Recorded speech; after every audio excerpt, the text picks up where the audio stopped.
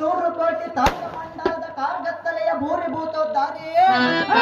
ದ್ವಾರ ಮುತ್ತಿನ ಹಾರಲಿ ರಾವಳಿಯಂ ಧರಿಸಿಕೊಂಡಿರುವ ಗಂಡದೆಯ ಗಂಡದಲಿಯನ್ನು ದಾರೆಂದು ವಿಚಾರಿಸುವ ನೀನು ದಾರು ಸೂತ